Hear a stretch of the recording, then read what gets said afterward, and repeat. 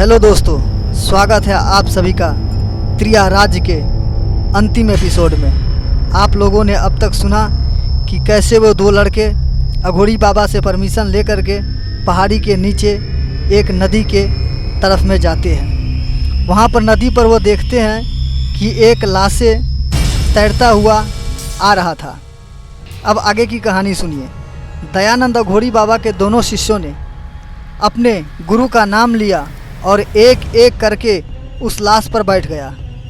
नदी पार करने के लिए नदी पार करते समय दोनों को बात उस अघोरी बाबा की याद आ गई, जिसने उसे अपना अनुभव बताया था कि त्रिया राज्य में इंसानों की भी बलि होती है। वह दोनों आपस में बात कर रहे थे। भाई, लगता है इसे किसी ने बलि दे दिया हो, तभी सर नहीं है। कहीं हम भी तो बलि का शिकार नहीं हो जाएंगे? क्योंकि हमारी भाषा यहाँ किसे समझ आएगी? कहीं हम लोग गलत रास्ते पर तो नहीं जा रहे हैं? बहुत सारे प्रश्न एक साथ उन दोनों के मन और मस्तिष्क में घूमने लगा, डराने लगा। लेकिन वह दोनों सदैव एक बात याद रखते, मौत एक बार ही आएगी। बात करते करते लाश किनारे लग गई, जैसे किसी ने उतरने के लिए उसे वहाँ पर जानबूझकर रोक दिया गया हो। दयानंद अघोरी बाबा के दोनों शिष्य एक दूसरे का हाथ पकड़कर उतर गए और जंगल की तरफ चलने लगे। जंगल में कुछ ही दूर चले थे कि अचानक सांपों का झुंड पूरे जंगल में मानो काले बादल की तरह छा गया हो। वह दृश्य किसी का भी हृदय को झकझोर कर रख देगा। वह दोनों दयानंद अघोरी बाबा के शिष्य जोर जोर से चिल्लाने लगा और सांप उसकी तरफ फन किए मानो डसने को तैयार है, डंक मारने की चेष्टा कर रहा है। वह दोनों बहुत ज़्यादा डर गए। दोनों उस भयंकर जंगल में सांपों के बीच मौत के सामना करके इधर उधर भाग रहे थे, लेकिन वह कहीं भाग नहीं पाते, क्योंकि वह किसी भी तरह घूमकर वापस उसी स्थान पर आ जाते। एक शिष्य दूसरे शिष्य से कहता, गुरु भाई, मैंने तो पहले ही कहा था मिलेगा कुछ नहीं, उल्टा हम मारे जाएंगे।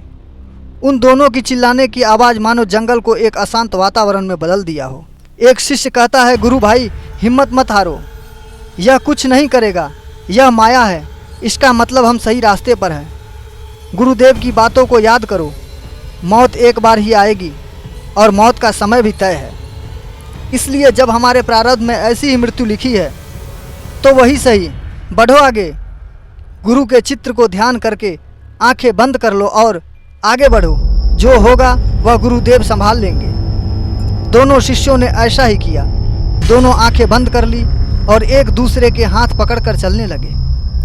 कुछ दूर चले ही होंगे कि उन दोनों ने महसूस हुआ कि अब जंगल का माहौल बिल्कुल शांत है। जो आवाज़ें फुफकारने की आती थी वह नहीं आ रही है। दोनों ने एक दूसरे से कहा, भाई, लगता है संकट टल गया। और दोनों ने आंखें खोल ली। जैसे ही आंखें खोली, पूरे जंगल में सिर्फ हिंसक पशु और पशु थे। बाघ, शेर, लकड़बग्घे और जो भी हिंसक जीव जंतु होते हैं, वह सब दोनों तरफ से चिल्लाना आरंभ किया, अरे बाप रे, अरे बाप रे, अब हमें कौन बचाएगा? हे गुरुदेव, हमें बचाओ। चारों तरफ हिंसक पशु भयंकर आवाज़ से मानो धरती का सीना चीर रहा हो और खाने के लिए झपट रहे हो। लेकिन ताज्जुब की बात वह है कि वह उसके शरीर पर प्रहार नहीं कर रहा, बस इधर उधर कूद रहा है, मानो वो डराने की कोशिश कर रहा हो। लेकिन पहले की तुलना में इस बार वह दोनों शिष्य में डर की थोड़ी सी कमी थी, क्योंकि जो पहला अनुभव हुआ था वह डर सह चुका था। यह दूसरा अनुभव उतना प्रभावित नहीं किया। हालांकि चिल्ला उस वक्त भी रहे थे, बचाओ बचाओ, और चिल्ला अब भी रहे हैं। लेकिन दोनों इस बार रुक नहीं रहे थे, बल्कि हाथ पकड़कर चले जा रहे थे। जंगल में एक छोटी पगडंडी के सहारे धीरे धीरे जो हिंसक जानवर भी अचानक कहीं चले गए। अब वह दोनों शिष्य चारों तरफ देखने लगे कि आखिर इतने जानवर कहाँ चले गए। वह दोनों एक जगह खड़े होकर चारों तरफ देखने लगे। देखते देखते जैसे ही वह जिस रास्ते से जा रहा था उसी रास्ते के तरफ पीछे मुड़कर देखा तो वह दोनों घबरा गए। अरे गुरु भाई, यह क्या? जिस रास्ते से हम यहाँ तक आए वह तो है ही नहीं। जहाँ खड़े हैं बस वहीं से आगे का रास्ता है, पीछे तो कुछ रास्ता ही नहीं है। तब एक शिष्य ने कहा, गुरु भाई, भूल गए उस अघोरी बाबा की बात। उन्होंने कहा था यह रास्ता सिर्फ अमावस्या को खुलती है, यह रास्ता मायावी है। इससे पहले कि आगे का रास्ता भी दिखना बंद हो जाए, जल्दी जल्दी चलो, त्रिया गांव की तरफ चलो। और दोनों बातें करके आगे बढ़ने लगा। लेकिन अचानक सारे जंगल में एक भयंकर सा माहौल बन गया। भूत प्रेत जंगल में चिल्लाने लगे, रोने लगे। चारों तरफ से वह भयंकर आवाज़ उनके कानों को लग रहा था जैसे कि फाड़ देगा। वह भूत प्रेत कभी अचानक सामने आ जाता और कभी गायब हो जाता। यह सब दृश्य बहुत भयंकर थी, उसका वर्णन नहीं किया जा सकता। वह दोनों शिष्य ने जैसे ही भूत प्रेत को देखा, वह दोनों वहीं बेहोश होकर के जमीन पर गिर गए। जब कुछ देर बाद उन्हें होश आया तो वह लोग एक विशाल जटा वाले भयंकर रूप, विकराल शरीर एक महात्मा की कुटिया में सोए मिले और सोचने लगे हम लोग तो जंगल में थे, यह कहाँ आ गए। और कांपते हुए उस महात्मा से बोले, आप कौन है और यहाँ कैसे आए, आपने हमें यहाँ क्यों लाए। बहुत से प्रश्न एक साथ उन दोनों के मन में अचानक आने लगा। उस महात्मा ने कहा, घबराओ नहीं, मैं यहीं इसी जंगल में वर्षों से तपस्या कर रहा हूँ। लेकिन तुम लोग कहाँ जा रहे हो। यहाँ तक जीवित आने वाले तुम बहुत कम लोग हो जो यहाँ तक आया है। मेरे ख्याल से एक नवयुवक लड़का दयानंद नाम का बहुत साल पहले आया था। दोनों लड़के ने पूछा, कब आए थे। तब महात्मा ने उत्तर दिया, तकरीबन 100 साल पहले, और वह यहाँ से इसी रास्ते से वापस अपने गांव भी सीख कर गया था। लेकिन दुर्भाग्यवश वह एक पांव अपना त्रिया राज्य से भागते समय गंवा बैठा था।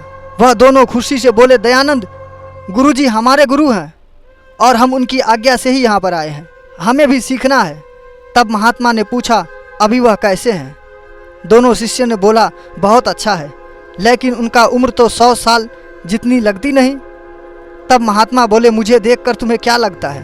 दोनों शिष्यों ने कहा, आप जिस हिसाब से बता रहे हैं आपकी उम्र भी उतनी नहीं लगती। तब वह महात्मा मुस्कुराकर बोला, बेटा हम और दयानंद दोनों ने ही कायाकल्प साधना कर रखी है। मेरी उम्र तकरीबन 500 साल है और मैंने ही दयानंद को कायाकल्प साधना बताया था। खैर छोड़ो, तुम दोनों यहाँ मेरे ख्याल से त्रिया राज्य जा रहे हो। दोनों शिष्यों ने कहा, हाँ गुरुजी। महात्मा बोले, सावधान, मेरे इस कुटिया से तकरीबन 100 मीटर की दूरी पर ही वहाँ त्रिया राज्य का सीमा आरंभ होता है। वह जगह किलित है, यानी कि मंत्र शक्ति से बंधन किया हुआ है। इंसान जा तो सकता है लेकिन आने का कोई विकल्प नहीं है। तो तुम लोग जाओ, मगर ध्यान से। और एक बात सदैव याद रखना, उस गांव में प्रवेश करते समय अपनी इंद्रियों पर काबू रखना, वरना वापस कभी नहीं आ सकोगे। दोनों शिष्यों ने कहा, गुरुजी आप कैसे सीमा के बाहर आए। महात्मा बोले, बेटा बहुत लंबी कहानी है, अगर मैं कहने बैठ जाऊं तो सारे काम छूट जाएंगे, ईश्वर का ध्यान भी नहीं होगा, और मौत से जो आंखें मिलाता हुआ वापस आया हो वह बार बार उस चीज़ को याद क्यों करूं। लेकिन अभी समय नहीं है, अगर तुम वापस आओगे तो मैं थोड़े में ही अपनी सारी कहानी बता दूंगा। अब तुम जाओ, लेकिन मैं दोबारा कह देता हूँ, सावधान रहना। अब दोनों शिष्यों ने कहा, गुरुजी दया करके आप भी हमारे साथ चलो, आप तो वहाँ पर गए भी हैं और वर्षों से यहाँ तपस्या तब भी कर रहे हैं। आप तेज पुरुष हैं, आप साथ चलेंगे तो हम दोनों भी सुरक्षित आ सकेंगे। महात्मा ने कहा, नहीं बेटा, ऐसा हो ही नहीं सकता। त्रिया राज की सीमा जैसे ही कोई प्रवेश करता है, वह तांत्रिक हो या मांत्रिक हो, अघोरी हो, सारी विद्याएं खो देता है, उसकी बुद्धि अस्तंभ हो जाती है। इसलिए मैं तुम्हारे साथ जाकर भी तुम्हारी मदद नहीं कर पाऊंगा, और क्या पता तुम्हारे साथ साथ मुझे भी वहीं रहना पड़े भेड़ बकरी बनकर। इसलिए मैं साथ नहीं जा सकता। तुम दोनों ही जाओ, लेकिन जो तुम्हारे गुरु के वचन थे उन्हें याद करते रहना, एक पल भी ना भूलना। दोनों शिष्य बोले, ठीक है, आप आज्ञा दे, हम आगे की ओर प्रस्थान करते हैं। आज्ञा लेकर के दोनों त्रिया गांव की सीमा की तरफ बढ़ने लगे। देखते ही देखते वह दोनों गांव में प्रवेश कर लिए। वहां प्रवेश करते मानो दूसरे दुनिया में चले गए हो। ऐसा अनुभव होने लगा जैसे कि मीठी मीठी खुशबू चारों तरफ से आने लगी। कोई शोर शराबा नहीं, बस पक्षियों की हल्की सी चहचहाट और बकरी मुर्गियों की आवाज़ें। एक अजब सा माहौल बना रहा था। वह ठंडी ठंडी हवाएं मानो उन दोनों के कानों में कुछ कहना चाह रही थी। बदन में एक अलग अलग सी कामुकता होने लगी। दोनों गुरु भाई ने विचार किया कि हम ज़्यादा घर नहीं देखेंगे, बस जो अगल बगल में होगा उसी के पास जाएंगे और आगे का रास्ता पूछेंगे। ठीक है, ऐसा कहकर दोनों करीब के घर के और आगे बढ़े। वहाँ पर जब पहुँचे, इधर उधर देखते हुए उन्हें कई और घर या गांव दिखाई दिए। दोनों शिष्य ने आवाज़ लगाई, कोई है, कोई है। घर में उतने में देखता है एक जवान लड़की जिसकी उम्र 18 साल होगी, वह सामने आकर के खड़ी हो गई। दोनों शिष्यों ने जब उसका रूप देखा तो होश उड़ गए। इतना खूबसूरत लड़की उसने आज तक जीवन में नहीं देखी थी। जैसे कि कोई एक सुंदर अप्सरा अपने जवानी के मदहोश में कामुकता लिए उसके पास खड़ी हो। दोनों शिष्यों के ऊपर मानो किसी ने सम्मोहन कर दिया हो। इतना यौवन रूप की एक बार देवता भी मोहित हो जाए। दोनों लड़के कुछ बोल नहीं पा रहे थे, बस उसके आंखों से ही आंखें जैसे कि शारीरिक संबंध बनाने की कोशिश कर रहा हो। जब यह सिलसिला 5 मिनट तक चला तो वह खूबसूरत लड़की ने पूछा, जोग कि भोग? दोनों लड़कों ने उसकी बात नहीं सुनी। वह दोनों उसकी किसी और ख्यालों में खोए थे। लड़का भी जवान 20-22 साल का, लड़की भी 18 साल की, और दोनों आमने सामने, कोई बोलने वाला नहीं। चाहे कुछ भी करे तो सोचे उस वक्त कैसी परिस्थिति होगी। लड़की ने दोबारा पूछा, जोग की भोग? उस बार भी उत्तर नहीं मिला। आखिरी में अंतिम बार क्रोधित होकर लड़की बादलों की गर्जन के स्वर में बोली, जोग लोगे की भोग? तभी शिष्यों से एक शिष्य जो अत्यधिक उसके प्रति कामुक था, उसकी सुंदरता पर मोहित था, वह सब कुछ भूल गया और बोला, भोग। इतना बोलते ही लड़की बड़े प्यार से हाथ को पकड़ी और घर के अंदर खींच लिया। दरवाजे बंद कर दिए। एक शिष्य वहां खड़े रहे और उसे अंदर नहीं बुलाया। अब वह सोचा, क्या पता गुरु भाई को ही ले गया, मुझे तो लेकर नहीं गया। अब मैं क्या करूं, किसके पास जाऊं? यही सोचकर उसी के बगल में एक और झोपड़ी थी। उसने वहां रखे पानी के बाल्टी से पांव धोने लगा। तभी उस घर से भी एक नवयौवन लड़की मुस्कुराते हुए निकली, और वह लड़की भी गजब की सुंदर। लाल लाल होठ, काले काले बाल, गले पतली पतली धारी, स्तन सुडौल। उसकी सारी शारीरिक बनावट जैसे कॉपी हो पहले वाली लड़की की, लेकिन थोड़ी सी बात अलग थी। अप्सरा जैसी ही सुंदर प्रतीत होती थी, हूबहू अप्सरा जैसी। उस लड़की ने उससे भी बोला, जोग की भोग? उस लड़के ने भी कामुकता में इंद्रिय का संयम तोड़ दिया और योग की जगह उसने भी मुख से भोग निकल गया। वह नौयौवन लड़की उसके हाथ पकड़े और प्रेम से आदरपूर्वक घर के अंदर लेकर के चला गया। घर में जाकर देखा, लड़के ने तो उसका आश्चर्य का ठिकाना नहीं रहा। उसने देखा भोग की जितनी भी वस्तुएं हैं, खाने पीने पहनने सजावट, सारी बस्तियां उस छोटी सी झोपड़ी में मौजूद था। अन्न के भंडार भरे पड़े थे। लेकिन और ज़्यादा आश्चर्य तब हुआ उस लड़के को जब उसने एक दादी को वहाँ बैठे देखा। उस घर में वह एक बूढ़ी दादी और वह खूबसूरत जवान लड़की। इसके अलावा घर में कोई पुरुष नहीं, बस कुछ पिंजरे में तोते थे और कुछ बकरी। लड़का बहुत घबराकर पूछा, तुम्हारे पिता कहाँ हैं? और सुबह से अब तक मैंने किसी पुरुष को नहीं देखा, क्या कारण है?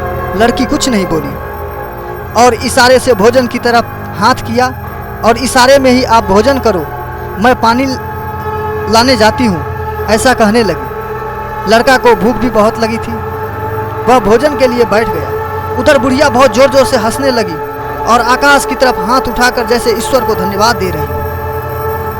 लड़के के कुछ समझ में नहीं आ रहा था और वह बेचैन भी हो रहा था अपने गुरु भाई के विषय में सोचकर कि उसका क्या हुआ होगा। इतने में लड़की पानी लेकर के आई और सामने बैठकर पंखा हिलाने लगी। लड़का थका हुआ था, वह भोजन के बाद वहीं सो गया।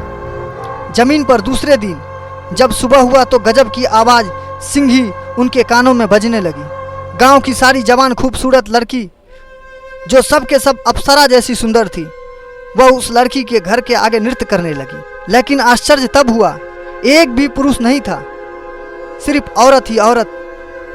तब तक दोनों लड़की उन दोनों लड़कों को अपने घर से बाहर निकाली और जंगल की तरफ सारे गांव वाले जाने लगे। अब दोनों गुरु भाई साथ साथ आखिरी मुलाकात। दोनों आपस में पूछ रहे थे, तुमने रात में कुछ किया? दूसरे ने कहा, नहीं यार, मैं तो थका हुआ था, सो गया। तुमने भी कुछ नहीं किया? उसने बोला, नहीं, मैं भी सो गया, मैं भी तो थका ही हुआ था। यह सब बोलचाल उन दोनों के बीच हो रहा था। बस इशारों में ही बात हुई। अब कहाँ लेकर के जा रहे हैं हमें क्या पता, कहीं बलि तो नहीं चढ़ाएगा या बाजे गाजे के साथ। दूसरे शिष्य ने कहा, नहीं नहीं, ऐसा नहीं हो सकता। लेकिन दोनों शिष्य गुरु दयानंद अघोरी और मार्ग में मिले महात्मा की बात याद नहीं रही, बस चले जा रहे थे। गांव वाले के लिए चलते चलते जंगल में एक किला दिया, वह भी घास की दीवार, और उस पर विराजमान एक तेज पुरुष हाथों में तलवार लिए खड़े थे। अपने आसन पर सब गांव वाले ने उन्हें दंडवत प्रणाम किया और फिर वह दोनों लड़की ने राजा से कहा, यह दोनों नवयुवक इस नगर में आए। राजा ने पूछा, क्या मांगा? तो दोनों ने उत्तर दिया कि इन लोगों ने भोग मांगा। राजा बोला, वाह, कम से कम यह दोनों यहाँ तो रहेंगे। मेरे बाद कोई पुरुष तो तुम लोगों की देखभाल करेगा। मैं और मेरे न जाने कितने परिवार तुम लोगों की सेवा कर रहे हैं। यह सब बातें दोनों लड़कों सुन पा रहे थे, लेकिन समझ कुछ भी नहीं पा रहे थे कि क्या बातें कर रही है। फिर राजा ने एक कटोरे में जल लिया, अभिमंत्रित किया और दोनों लड़की को दे दिया और बोला, लो इसे पी लो, ताकि तुम्हारी गृहस्थ आश्रम ठीक रहे। तुम उसकी बातें समझ भी सकोगी और बोल भी सकोगी। वह जिस किसी भाषा में बात करेगा तुम समझ जाओगी। उसके बाद राजा ने उस लड़कों की दादी के तरफ देखा और बोला, दादी, अब तुम अपना शरीर छोड़ सकती हो। अपनी सारी विद्याएं अपनी बेटी को दे दो। दादी ने वही किया। दोनों आमने सामने बैठ करके कुछ मंत्र का पाठ किया और दादी के शरीर से एक तेज रोशनी उसके बेटी के शरीर में प्रवेश किया और दादी वहीं शरीर छोड़ दी। सारे गांव वाले उस बुढ़िया को दफनाया और बाद में दोनों लड़कों की लड़कियों के साथ विवाह कर दिया। अब सब लोग अपने अपने घर जाने लगे। दोनों लड़की भी लड़कों को घर में ले गई और उसे मंत्र शक्ति से बकरा बना दिया। जब लड़का बकरा बन गया तो वह बोला, अरे यह क्या हुआ? तुम तो मेरी पत्नी हो, फिर ऐसा क्यों किया? लड़की बोली, मैं दादी थोड़ी हूँ जो दादा को लड़का बना ही छोड़ दूँ ताकि मौका उठाकर तुम यहाँ से भाग जाओ। मुझे भागने के बाद अब तुम्हें ऐसे ही रहना होगा। मिलेंगे रात में। इतना कहकर लड़की बाहर चली गई। दोनों लड़के दो अगल बगल कमरे में बकरी बनकर चिल्ला रहा है, लेकिन उसकी आवाज़ किसी को सुनाई नहीं देती सिवाय उन दोनों लड़की के अलावा। कुछ देर बाद वापस वह अप्सरा की तरह खूबसूरत लड़की अपने झोपड़े में आई और अपने मंत्र शक्ति से बकरी बने लड़के को इंसान बना दिया। लेकिन इस बार वह लड़की अलग रूप में थी, जैसे मानो किसी चीज़ की प्यास हो उसे। उसने उस लड़के को पकड़ा और बोला, आज हमारी पहली रात है, आओ हम सोते हैं। लड़के ने भी बोला, ठीक है, मैं तुमको देखने के बाद से ही मिलने को बेचैन हूँ। बस फिर क्या था, दोनों ने ही अपने वस्त्र उतार दिए और संभोग की प्रक्रिया शुरू हो गई। लेकिन लड़का तब आश्चर्य हुआ जब लड़की एक अजब हरकत करने लगी, मानो वह कितने वर्षों से संभोग के लिए तैयार थी। लड़की उसके सारे अंगों को नाखूनों से खखोरने लगी। उसकी होंठ को ऐसा पकड़ा कि खून निकलने लगा, जैसे किसी प्यासे इंसान को अचानक पानी का सरोवर दिख गया हो। फिर लड़की ने उसके साथ सहवास करने लगी। लड़के का वीर्य स्खलन हो गया। अब लड़का उससे दूर जाना चाहता था, लेकिन लड़की जबरदस्ती उसे और उत्तेजित कर रही थी। सारी रात लड़की उसके साथ सहवास बार बार करती। जब भी लड़का थक जाता तो कुछ खिला देती। सुबह हो गई। लड़की में ना कोई थकावट और ना ही कोई नींद, लेकिन लड़का का हालत बहुत खराब। उसे बहुत कमजोरी महसूस हो रही थी, नींद आ रही थी। वह लड़का वहीं पर बैठ गया। लड़की बोली कि मैं तुम्हारे लिए चाय बना करके लाती हूँ। अब लड़का सोच रहा है, इसके घर में खाना बनाने का तो कोई सामान है ही नहीं, और क्या यह खाती है और मुझे क्या खिलाएगी। यही सोच रहा था कि लड़की चाय लेकर के आ गई। लड़के ने पूछा, यहाँ तो कुछ सामान है ही नहीं, फिर आप लाई कहाँ से? तब लड़की बोली, आप त्रिया राज्य में है, हमें किसी भी चीज़ को सिर्फ सोचने की ज़रूरत होती है और हमें मिल जाता है। तब लड़के ने बार बार अपने दिमाग को दोहराया कि मैं यहाँ कैसे आया। अब तक लड़का सम्मोहन में था, लेकिन लड़की के बताते ही कुछ असर खत्म हो गया। लड़के ने चाय पी ली और सोने लगा।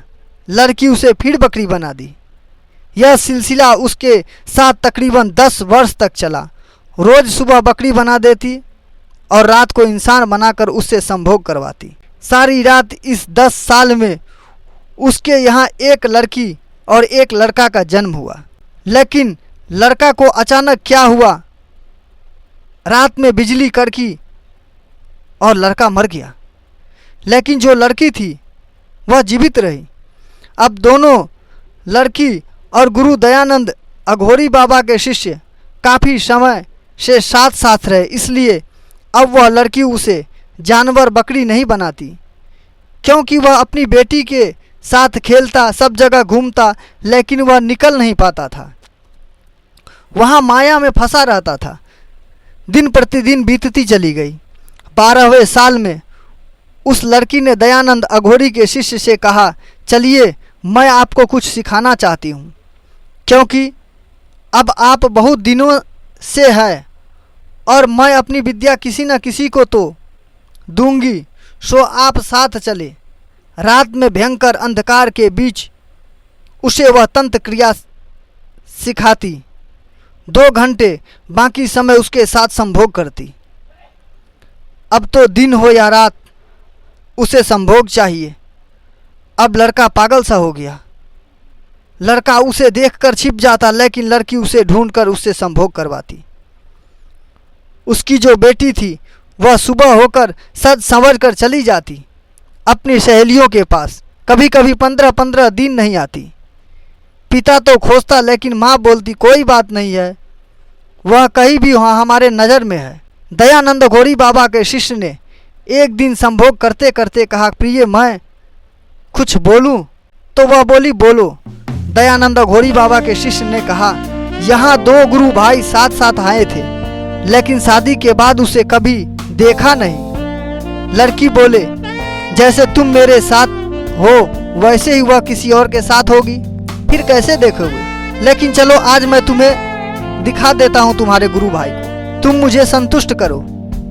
इस वक्त लड़के ने पूरे मन से उसका साथ दिया और काम हो गया। अब वह लड़की उस लड़के को लेकर के उसके गुरु भाई के पास गई। दोनों गुरु भाई गले मिले। दोनों ने एक दूसरे का हाल पूछा, दोनों बातें की। एक शिष्य ने दूसरे शिष्य से कहा, गुरु भाई कैसा लगा? सदियों यहाँ बीत गए, मैं कौन था यह भी याद नहीं रहा, लेकिन अब मुझे कुछ दिनों से सब कुछ याद आ रहा है। दूसरे ने कहा, बिल्कुल गुरु भाई, लगता है सम्मोहन जो हम पर हुआ था वह खत्म हो गया। क्यों न हम दोनों अपने गांव गुरुजी के पास चले जाएं। दूसरे ने कहा, नहीं दोस्त तुम जाओ, मैं नहीं जाना चाहता, क्योंकि यहाँ मुझे अब अच्छा लग रहा है। मेरी पत्नी कभी बूढ़ी नहीं हो रही। रोज़ जब उसके साथ सहवास करता हूँ, लगता आज पहली बार ही उसका सील भंग हुआ हो। गुरु भाई जो भी हो, अब वह मुझे आज़ाद भी रखती है, जानवर भी नहीं बनाती। मेरी 3 बेटी भी है। मैं नहीं जाऊँगा। तुम जाना चाहते हो तो मैं तुम्हारा मदद ज़रूर करूँगा, लेकिन सोच लो यह आनंद भोग वहाँ नहीं मिलेगा। दूसरे ने कहा, नहीं मुझे जाना ही होगा। मैंने गुरु को वचन दिया था कि जीवन के अंतिम चरण में पिता का सेवा करूँगा। पता नहीं यहाँ क्या होगा। हम पुरुष की उम्र बढ़ती है, लेकिन स्त्रियाँ सदैव जवान 16 साल की ही रहती है। गुरु भाई यह तुमने गौर किया? वह बोला, हाँ, एक समय आएगा हम शरीर छोड़ देंगे, सो तुम मेरी मदद करो, मैं बाहर निकलना चाहता हूँ। दोस्त ने कहा, ठीक है, आज रात पूर्णिमा है और आज रात ही यह रास्ता खुलेगा। हम जब आए थे तो अमावस्या थी, जाने के लिए सिर्फ पूर्णिमा है। आज तुम अपनी पत्नी के साथ रात में आखिरी बार जब संभोग के लिए जाओगे, उसे इतना पागल बना देना, उस वक्त वह तुम्हारे लिए कुछ भी कर सकती है, क्योंकि जब तक वह नहीं चाहेगी तुम यहाँ से नहीं जा पाओगे। दोनों बातें कर ले और अपने अपने घर को चला आया। रात हुई, वह लड़की चंदन सा सुगंध लगाए उसके सामने आई और दोनों सहवास के लिए आपस में काम कला के विभिन्न विभिन्न प्रकार की मुद्रा से क्रिया करने लगे। क्रिया करते करते जब वह लड़की अत्यधिक वेग में थी, तभी लड़के ने उसे बोला, प्रिय एक बात बोलूं? लड़की बोली, इस वक्त कोई बात नहीं होती है। क्या? लड़का बोला, मुझे कुछ बोलना है, तुम मानोगी? लड़की बोली, तुम्हें जो कुछ चाहिए वह बाद में मांग लेना, मैं वचन देती हूँ। लड़के ने उस वक्त फिर कोई बात नहीं की और दोनों ने जितना ज्यादा हो सका उसके साथ में समय दिया, सहवास किया, अंतिम अंजाम तक दिया। जब सब कुछ हो गया तब लड़की बोली, बोलिए क्या चाहिए? लड़के ने कहा, मुझे मेरे गुरु की याद आ रही है, मैं वहाँ जाना चाहता हूँ। इतना सुनते ही लड़की मानो दुखों का पहाड़ टूट गई। वह अपनी त्रिया माया में उसे फंसाना चाहा, जैसे हर घर की औरत मर्द को सारे जीवन इस्तेमाल करती है, यह तुम्हारा पुत्र, यह तुम्हारा पुत्री, और भी विभिन्न तरीकों से। लेकिन लड़का अपने इरादे का पक्का, वह नहीं डिगा, बोला, नहीं, मुझे जाना ही होगा, तुम्हारे साथ का अनमोल पल बिताए हमने। लड़की बोली, ठीक है, अगर तुम जाना चाहते हो तो मैं भी तुम्हारे साथ चलूंगी, क्योंकि तुमने जो सुख मुझे दिया बिना सवाल पूछे, तो अब मैं भी बिना सवाल पूछे तुम्हारे साथ चलना चाहती हूँ। लड़के ने सोचा, सोने पर सुहागा हो गया। लड़का जल्दी बोला, ठीक है, बेटी को भी साथ ले लेते हैं। लड़की ने कहा, नहीं, वह नहीं जा सकती। लड़का ने पूछा, क्यों? बोला, उसने अभी तक विवाह नहीं किया है, तुम यहाँ विवाह करके स्त्री के मर्जी से जा रहे हो। छिपकर गांव वाले देखा या पता चला तो हमें आजीवन के लिए जानवर बनना पड़ेगा, मेरी तंत्र शक्ति सदैव के लिए चली जाएगी, यहाँ का श्राप है। इसलिए लड़का बोला, ठीक है, आज ही हमें निकलना होगा। तब लड़की गई और अंदर से प्रियड हुआ लाल वस्त्र जो खून से सने थे वह उठाकर ले आई। लड़के ने पूछा, यह क्या है? लड़की ने कहा, यह मेंस के कपड़े हैं, मेरे साथ यह रहेगी तो हमें ज़्यादा दिक्कत नहीं होगी, सीमा लांघने में मदद मिलेगी। इतने में उसके दोस्त आ गया और बोला, चलो। तीनों ने जंगल के रास्ते निकल पड़े। जब वह अपनी सीमाएं लांघ रहा था तभी किसी ने उसे देख लिया और अपनी शक्ति छोड़ दी। लेकिन जब तक शक्ति आती वह दोनों पति पत्नी सीमा लांघ चुके थे। अब वह दोनों सुरक्षित थे, लेकिन उसका दोस्त जानवर बन गया। गुरु भाई को जानवर में बदलते देख लड़का बहुत रोया, लेकिन वह क्या कर सकता था। वह रोता हुआ आगे बढ़ा और उसी महात्मा के पास गया। दोनों ने प्रणाम किया और वह लाल वस्त्र लड़की ने उस महात्मा को दे दिया। महात्मा उस वस्त्र को लेकर बहुत खुश हुआ और आशीर्वाद दिया कि तुम दोनों खुशी से जीवन बिताना, और लड़के से कहा कि तुम बहुत भाग्यवान हो जो ऐसी त्रिया राज में पत्नी मिली। इतना कहकर महात्मा ने उस लाल वस्त्र को अपने सर पर रख लिया और उसके प्राण निकल गए। अब लड़का सोच में पड़ गया, आखिर यह कपड़ा उसे क्यों दिया और वह महात्मा कपड़ा पाकर के खुश क्यों हुआ और उसने प्राण क्यों छोड़ दिया।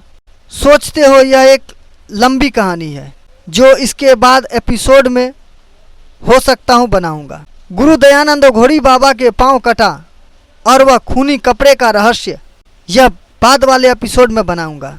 महात्मा के प्राण छोड़ते ही दोनों ने उसकी जो क्रिया थी और जो संस्कार होते हैं वह सब किया।